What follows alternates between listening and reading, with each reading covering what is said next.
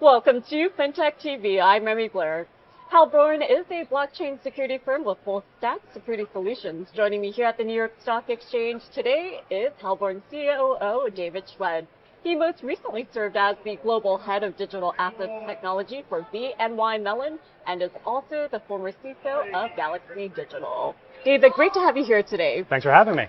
Well, you're here at the New York Stock Exchange, and last month in January, we saw the launch of Bitcoin ETFs. And as we head into the rest of this week, the first week of February, there has been focus on net inflows when it comes to Bitcoin ETFs and, of course, the price of Bitcoin. But in terms of your perspective, you've been in the cybersecurity space for a long time. So what do you think are the risks?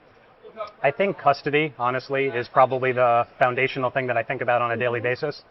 At the heart of crypto, it's whoever holds those keys to effectuate a transaction is the custodian of those assets.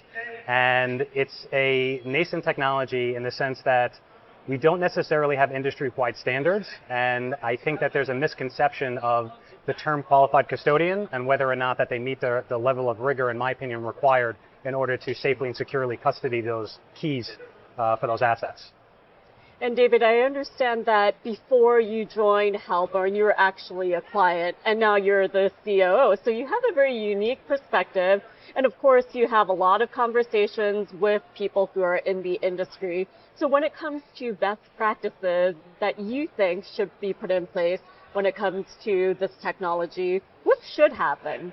I think it's important to look at two different areas. I think there's a lot of people that are focused on the technology that protect the private keys, but there's not a lot of attention that is being placed on everything that's to the left of that.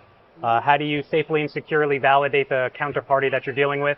How do you safely and securely validate the deposit address that you're sending the cryptocurrency to?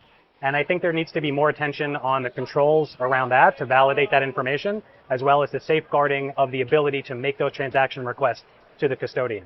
And then on the other side, there's this misconception of not your keys, not your coins.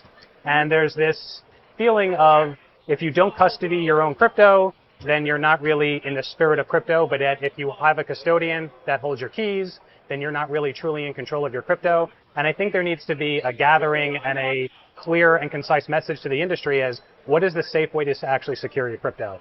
And I am one that is under the viewpoint that truly secure custodian is the way to go for most organizations, especially large organizations and companies, especially those that are regulated. So that's kind of my viewpoint. And David, you also have quite an extensive background when it comes to InfoSec as well as IT and risk management. And we know that when it comes to actors, there are bad actors, there are good actors. So when it comes to risk management, from the investor perspective, what should they be paying attention to? They should really be focusing on the advantage point of a malicious actor. Mm-hmm. And it's not always stealing, it could be disruption. So if you understand the psychology of a threat actor and understanding what they could potentially be doing and why they're doing it, and then you have to think about, through their eyes of the threat actor, how would you be effectuating those types of attacks? And that's when you stand up standard risk management, preventative controls in order to block those attempts, as well as detective controls in order to detect those types of activity. So for example, if someone were to launch an attack to disrupt a custodian so that way they would not be able to effectuate transactions, that's a much different type of attack pattern than if someone trying to steal the crypto itself.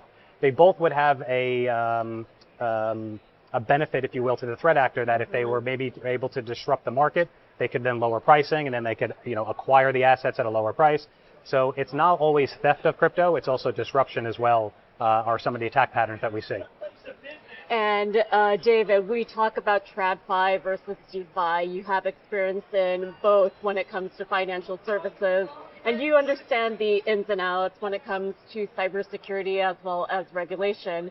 I understand that in the past you have taught the next generation of professionals at a university level. Yes. So what do you think is in store for them when we look ahead to the future? It's exciting to be what it's referred to as like the tip of the spear. Like we are, the frontiers, if you will, of this new technology that honestly hasn't necessarily found its footing yet. There are different use cases.